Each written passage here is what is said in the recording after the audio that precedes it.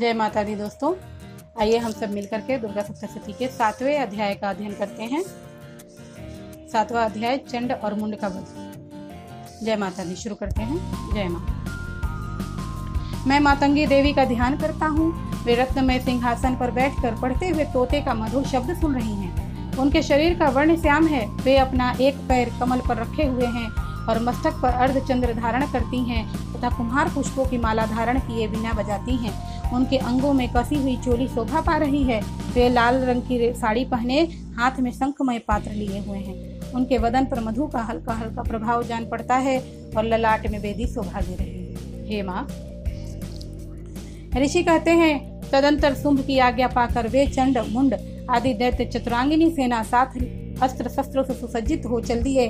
फिर गिरिराज हिमालय के सुवर्णमय ऊंचे शिखर पर पहुंचकर उन्होंने सिंह पर बैठी हुई देवी को देखा।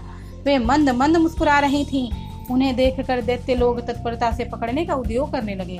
किसी ने धनुष तान लिया, किसी ने तलवार संभाली और कुछ लोग देवी के पास आकर खड़े हो गए। तब अंबिका ने उन शत्रुओं के प्रति बड़ा क्रोध किया और उस समय क्रोध के कारण उनका मुख काला पड़ गया, ललाट में भवें टेढ़ी हो गई और वहां से तुरंत विकराल मुखी काली प्रकट हुई, जो तलवार और पाश लिए हुए थी।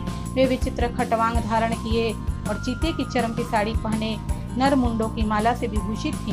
उनका शरीर का मांस सूख गया था, केवल हड्डियों का ढांचा बचा था, जिससे वे अत्यंत भयंकर जान पड़ती थी। उनका मुख बहुत विशाल था, जीभ लपलपाने के कारण वे और भी डरावनी प्रतीत हो रही थी। उनकी आंखें भीतर की ओर धसी हुई और कुछ लाल थीं। वे अपनी भयंकर गर्जना से संपूर्ण दिशाओं को बुझा रही थीं। बड़े बड़े दैत्यों का वध करती हुई वे कालिका देवी बड़े वेग से दैत्यों की उस सेना पर टूट पड़ी और उन सबका भक्षण करने लगी। वे पार्श्व रक्षकों, अंकुशधारी महावतों, योद्धाओं और घंटा सहित कितने ही हाथियों को एक ही हाथ से पकड़कर मुंह में डाल लेती। इसी प्रकार घोड़े, रथ और सारथी के साथ रथी सैनिकों को मुंह में डालकर वे बड़े भयानक रूप से चबा डालती। किसी के बाल पकड़ लेती तो किसी का गला दबा देती, किसी को पैरों से कुचल डालती तो किसी को छाती के धक्के से गिराकर मार डालती। वे असुरों के छोड़े हुए बड़े बड़े अस्त्र शस्त्र मुंह में पकड़ लेती और रोष में भड़कर उनको दांतों से पीस डालती। काली ने बलवान एवं दुरात्मा दैत्यों की वह सारी सेना रौंद डाली, खा डाली, कितनों को मार भगाया। कोई तलवार के घाट उतर गए तो कोई खटवांग से पीटे गए और कितने ही असुर दांतों के अग्रभाग से कुचले जाकर मृत्यु को प्राप्त हो गए। इस प्रकार देवी ने असुरों की उस सारी सेना को क्षण भर में मार गिराया। यह देख चंड उन अत्यंत भयानक कालिका देवी की ओर दौड़ा। तब महादैत्य मुंड ने भी अत्यंत भयंकर बाणों की वर्षा से तथा हजारों बार चलाए हुए चक्रों से उन भयानक नेत्र वाली देवी को आच्छादित कर दिया। वे अनेकों चक्र देवी के मुख में समाते हुए ऐसे जान पड़े मानो सूर्य के बहुतेरे मंडल बादलों के उदर में प्रवेश कर रहे हों।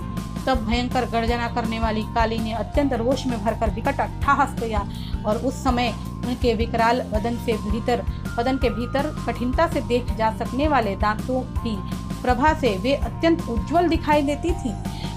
देवी ने बहुत बड़ी तलवार हाथ में ले हंग का उच्चारण करके चंड पर धावा किया और उसके केश पकड़कर उसी तलवार से उसका मस्तक काट डाला। चंड को मारा गया देखकर मुंड भी देवी की ओर दौड़ा। तब देवी ने रोष में भरकर उसे भी तलवार से घायल करके धरती पर सुला दिया।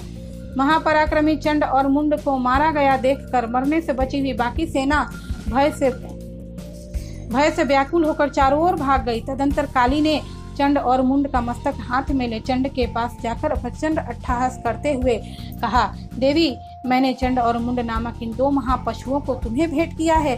अब युद्ध यज्ञ में तुम स्वयं ही शुंभ निशुंभ का वध करना।